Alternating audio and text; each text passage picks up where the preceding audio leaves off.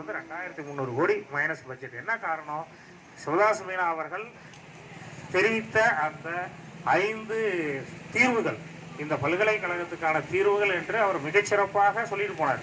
அந்த 5 தீர்வுகளையும் பல்கலைக்கழக அதற்கு அடுத்தடுத்து வந்த துணைவேந்தர்கள் நிறைவேற்றவே இல்லை. அது கடைசி 4 ஆண்டுகளாக வந்த துணைவேந்தர் அருமையா ஏசி ரூம்ல வந்து சீட்டை பேசிட்டு இந்த பல்கலைக்கழகத்தை எந்த அளவுக்கு ஒழிக்க முடியுமோ அந்த அளவுக்கு நிர்வாக ரீதியாகவும் சரி, நிதி ரீதியாகவும் சரி, கல்வியியல் ரீதியாகவும் சரி, ஆராய்ச்சி ரீதியாகவும் சரி, அனைத்து வகைகள்லையும் இந்த பல்கலைக்கழகத்தை எவ்வளவு ஒழிக்கணுமோ அந்த அளவுக்கு திட்டமிட்டு ஒழித்து விட்டு செஞ்சிருக்காங்க. ஏன் அவருக்கு என்ன கோபம் அப்படின்னு பாத்தீங்கன்னா, என் மேலெல்லாம் வந்து 10 என்பிடி 10 மெமோ கொடுத்தாரு. என்ன காரணம்னா, நாங்கெல்லாம் 2012 போராட்டி செட்டியாரோட நிர்வாகம் என்னமோ அவங்க பாட்டை சொத்து மாதிரி அது வந்து பல்கலைக்கழகம் வந்து நம்ம இவர் ராஜேந்திரன் சார் கோபம் வந்தாலும் வரும். ஆனா இந்த பல்கலைக்கழகம் 1929 ஒரு அரசு பல்கலைக்கழகம், மாகாண அரசு அப்போது இருந்த மாகாண அரசுக்கு எழுதி கொடுக்கப்பட்டது. அது மாகாண அரசினுடைய பல்கலைக்கழகம். ஏன்னா அப்ப இருந்தே பாத்தீங்கன்னா ஒரு செங்கல் கூட செட்டியார் குடும்பத்திலிருந்து இங்க உள்ள வரல. எல்லாமே தமிழக அரசினுடைய நிதியிலிருந்து கட்டப்பட்ட கட்டிடங்கள். அதே போல ஆசிரியர் ஊழியர்களுக்கான நிதி அனைத்துமே அரசாங்கத்தினர் வந்தது. அதே போல தொலைதூர கல்வியிலிருந்து தான் மெடிக்கல் காலேஜ் நம்ம கட்டணும். இங்கெல்லாம் இருந்து திருடிட்டு போய் தான் அங்க கிளாம்பாக்கமா ஒரு மெடிக்கல் காலேஜ், செட்டிநாடு காலேஜ், அதுவும் சொல்ல போனா நம்மளுக்கு தான். நாம் எல்லாம் மீட்காம விட்டுட்டோம். ஸோ இவ்வாறு இந்த பல்கலைக்கழகத்தை முதல் 2 இணைவேந்தர்கள் மிகச்சிறப்பாக நடத்திட்டு போனாங்க. ஆனால் 3வது துணைவேந்தர் காலம் வந்த பிறகு, குறிப்பாக மருத்துவக் கல்லூரி இந்த பல்கலைக்கழகத்துக்கு வந்த பிறகு ஊழல் சாம்ராஜ்யம் மிக அதிகமாக விஸ்வரூபம் எடுக்குது. அது மாணவர்கள் அட்மிஷன் அப்படிங்கிற நிலைமையிலிருந்து பின்னாடி மார்க்ஷீட் கரெக்ஷன்ல இருந்து என்னென்ன ஊழல் நடக்கணுமோ எல்லாம் நடந்து கடைசியாக பார்த்தீங்கன்னா ஆசிரியர் ஊழியர் பணி நியமனங்களில் முடிஞ்சுது. ஸோ நீங்கள் எவ்வளோ பேர் இருக்கணும் இந்த பல்கலைக்கழகத்தில்னு பார்த்தீங்கன்னாக்கா 557 தான். 557 பேர் டீச்சிங்கு, ஒரு 1100 பேர் நான் டீச்சிங்னு அப்ரூவல் ஸ்ட்ரென்த்து. அது பார்த்தீங்கன்னா மெடிக்கல் காலேஜ் டிடி மாதிரி செல்ஃப் ஃபைனான்ஸ் இல்லாமல், செல்ஃப் ஃபைனோட சேர்ந்துருந்தா ஒரு 900 வாத்தியார் இருக்கலாம், ஒரு 2000 நான் டீச்சிங் இருக்கலாம். ஆனால் என்ன பண்ணோம், அப்பாயின்மெண்ட்டு 3500 டீச்சர்ஸு, மொத்தமாக ஒரு 9500 நான் டீச்சிங், எல்லா அப்பாயின்மெண்ட்டும் எப்படி போட்டாங்கன்னு உலகத்துக்கே தெரியும். ஸோ இப்படியெல்லாம் அப்பாயின்மெண்ட்டை போட்டுட்டு ஒரு பையன்ட்டு இந்த பல்கலைக்கழகத்தை நான் விட்டுட்டு ஓடிடுவேன் அப்படின்ற மதியழகன் சார் போன்ல பேசுனதெல்லாம் உங்களுக்கு என்ன ஒரு ரெக்கார்டிங் வச்சிருக்காரு, எல்லாருக்கும் தெரியும். ரெக்கார்டிங் நம்ம போட்டிருக்கோம், ரைட்டா? எப்பப்பா பணம் கொடுத்தீங்கன்னு கேட்குறீங்க. சரிங்க, நாங்கள் 5000 பேரை வீட்டுக்கு அனுப்புறீங்க, சரி போயிடுறோம், அந்த பணத்தையெல்லாம் திருப்பி கொடுத்துருங்களேன்னா எப்பப்பா தம்பி பணம் கொடுத்தீங்கன்னு கேட்குறாரு. அவரு ஒன்றுமே தெரியாது அவரு. ஸோ இந்த மாதிரிலாம் இந்த பல்கலைக்கழகத்தை வீணடித்ததனுடைய விளைவு தான் இன்னைக்கு நாம எல்லாம் தெருவில் இருந்துட்டு இருக்கோம். அப்ப இது எல்லாமே பார்த்தீங்கன்னா நம்ம அரசின் கவனத்தை ஈர்க்கும் வகையில் போராட்டத்தை நடத்தினாலும் கூட இந்த அரசினுடைய மெத்தன போக்குங்கிறதையும் நம்ம பார்க்க வேண்டியதாக இருக்கிறது. அவ்வப்போது அரசாங்கம் சிறப்பான கண்காணிப்பை நடத்தி இருந்தால் நிச்சயமாக இந்த பல்கலைக்கழகம் இப்படி ஆயிருக்காது. இவ்வளவு அதை என்ன சொல்லுவோம் பாருங்க, நலஞ்சி சுமக்கிறதுங்கிற மாதிரி. இப்போ இவ்வளோ 2000 கோடி ரூபாய், 2500 கோடி ரூபாயை இப்போ அரசு நமக்கு தர வேண்டிய ஒரு சூழல். அது மட்டும் இல்லாமல் ஆண்டுதோறும் 550 கோடி 600 கோடி நமக்கு ரெக்கரிங் எக்ஸ்பென்ஸாக கொடுத்துட்டு இருக்கோம். ஸோ இதெல்லாம் என்ன காரணம் அப்படின்னா, அரசு இனியாவது நாம சொல்றதெல்லாம் இனியாவது மிகச்சிறப்பான கண்காணிப்போடு நடந்து இந்த பல்கலைக்கழகத்தை சீர்திருத்துவதற்கு முயற்சிகளை மேற்கொள்ள வேண்டும். அவ்வாறு செய்யறதா இப்போ இருந்த டீச்சிங் எல்லாம் பார்த்தீங்கன்னா எங்களுக்குள்ள கோரிக்கைகள் 5 கோரிக்கைகளை இது பண்ணி நாங்கள் இப்போ 5வது போராட்டத்தை நடத்த போகிறோம் 21ஆம் தேதி அப்படியே போயிட்டு இருக்கு. ஆனால் இவங்க பார்த்தீங்கன்னா 15 அம்ச கோரிக்கைகள் நம்ம மதியழகன் தலைமையில் அனைத்து பல்கலைக்கழக சங்கங்கள் கூட்டங்கள் நடத்தி கொண்டிருக்கிறது. இந்த 15 அம்ச கோரிக்கைகளில் அல்லது நாங்கள் நடத்தக்கூடிய ஃபெடரேஷனில் இருக்கக்கூடிய டீச்சர்ஸ் ஃபெடரேஷனில் இருக்க 5ம் எதுவுமே அநியாயமான கோரிக்கைகள், எல்லாமே நியாயமான கோரிக்கைகள், பல ஆண்டுகளாக வழங்கப்படாதவை. நீங்க அரசு பல்கலைக்கழகமாக இருந்து அரசு ஊழியர்களுக்கு அனைவரும் பெற்றுக்கொண்டு வருகின்ற சலுகைகள். அவ்வாறு அனைத்து ஊழியர் சங்கங்கள், அனைத்து ஊழியர்கள், ஆசிரியர்கள் பெற்ற அந்த சலுகைகளை தான் நாங்கள் கேட்குறோம். நாங்கள் ஒன்றும் வேற எதையும் புதுசாக உங்ககிட்ட இருந்து எதிர்பார்க்கவில்லை, புதுசாக கேட்கவும் இல்லை. அப்படி இருக்கும் பொழுது இந்த சலுகைகளை பெறுவதற்கு கூட இவ்வளவு போராட்டம்.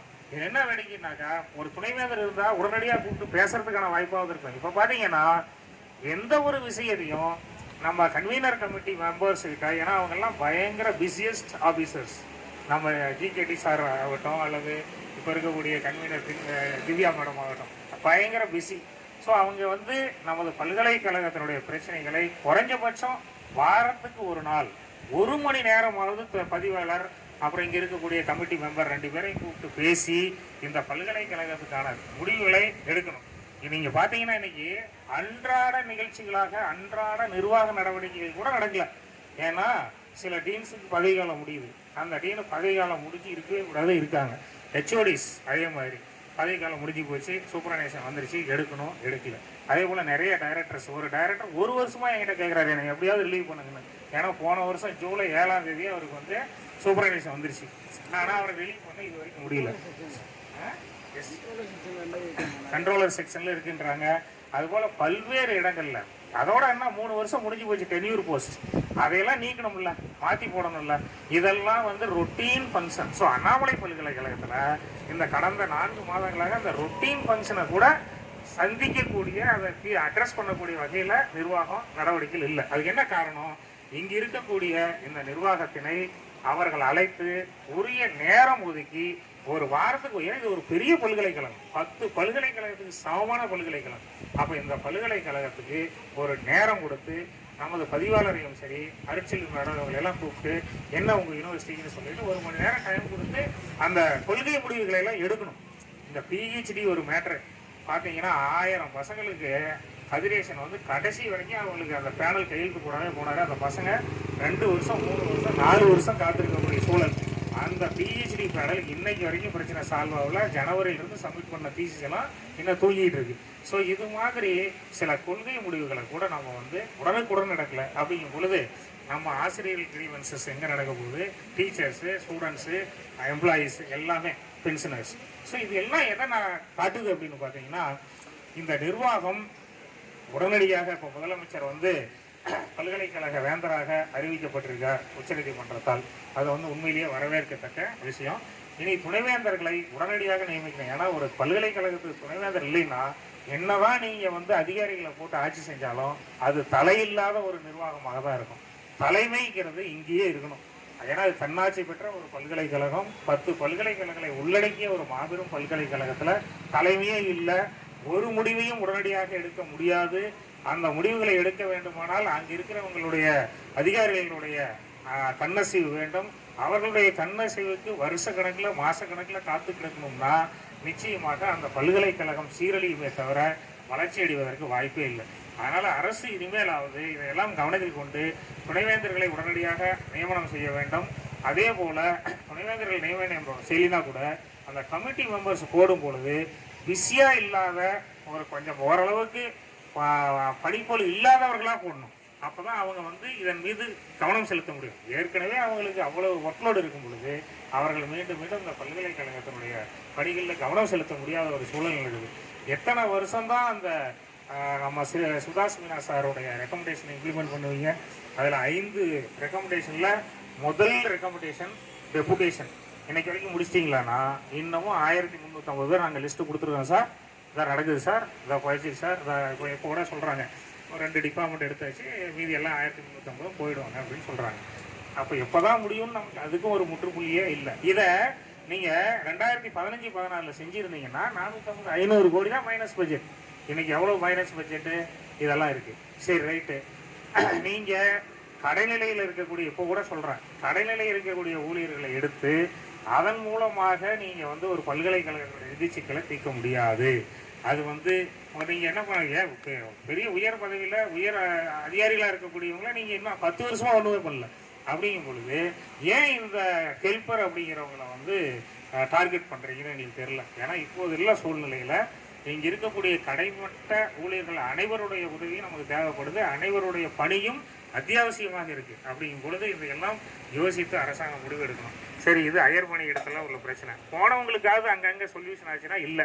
எல்லா இடங்கள்லையும் கல்லூரிகளிலும் சரி, அவங்கவுங்க போன அரசு நிறுவனங்களும் சரி, மாற்றான் தாய் மனப்பான்மையோட அவர்கள் மிக கொடுமையாக நடத்தப்படக்கூடிய துறைகள் பல இடங்கள்ல இருக்கின்றன.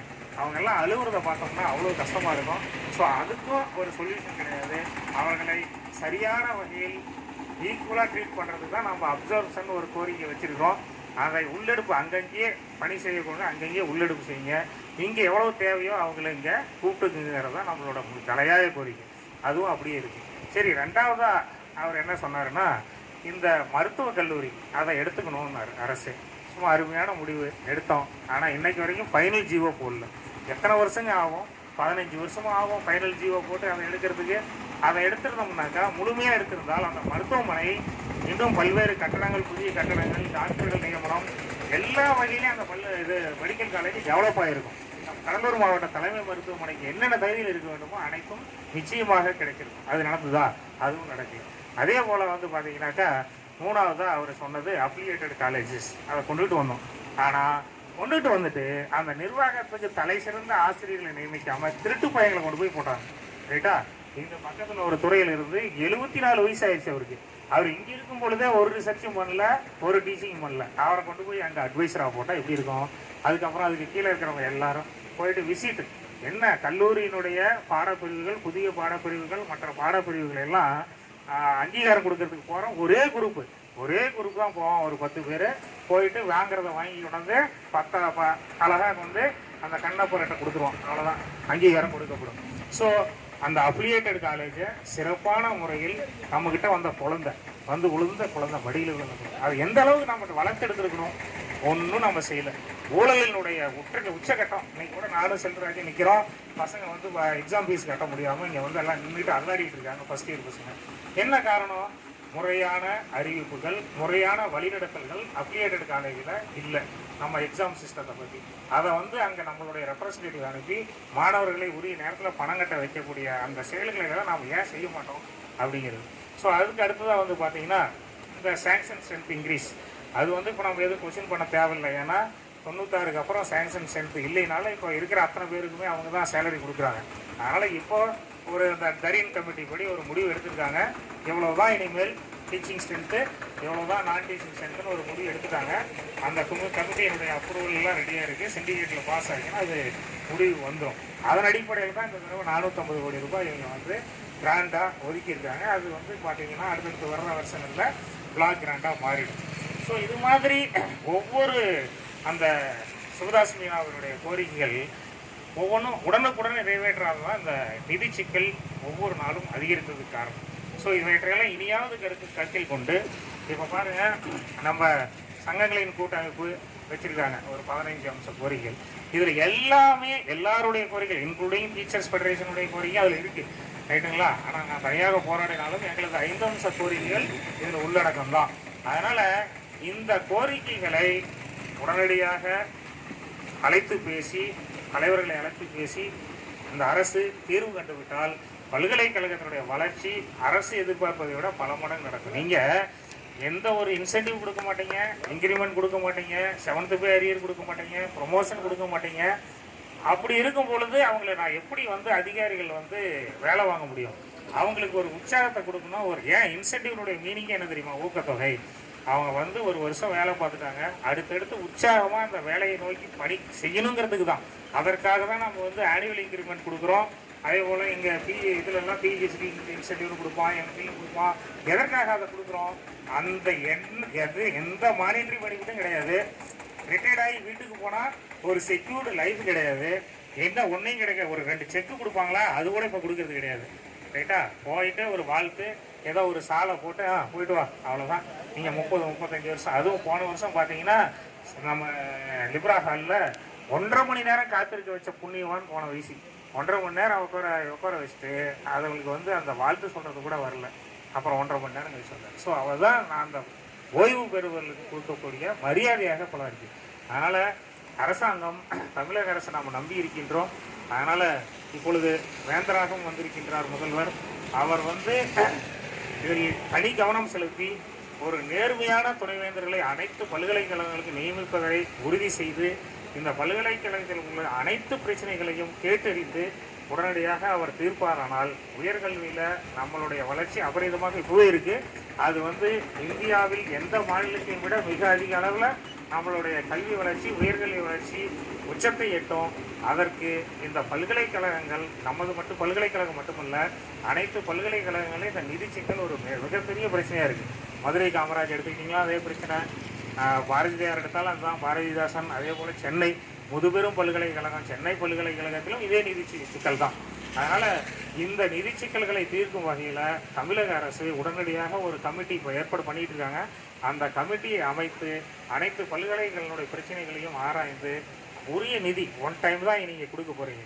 ஒரு ஒன் டைம் கிராண்டு அப்படிங்கிற மாதிரி ஒரு ஸ்பெஷல் கிராண்டை கொடுத்து அனைத்து பல்கலைக்கழகங்களையும் தூக்கி நிறுத்தினால் நிச்சயமாக நமது தமிழக உயர்கல்வி எங்கேயோ மிகச்சிறந்த அளவில் உயர்வை எட்டும் என்பதில் பின்னமில்லை என்று கூறி வாய்ப்புக்கு நன்றி கூறி விடைபெறுகிறேன். மிகச் சிறப்பாக எழுச்சியுரையாற்றிய நமது பேராசிரியர் சிஎஸ்ஆர் அவர்களுக்கு நன்றி. அடுத்ததாக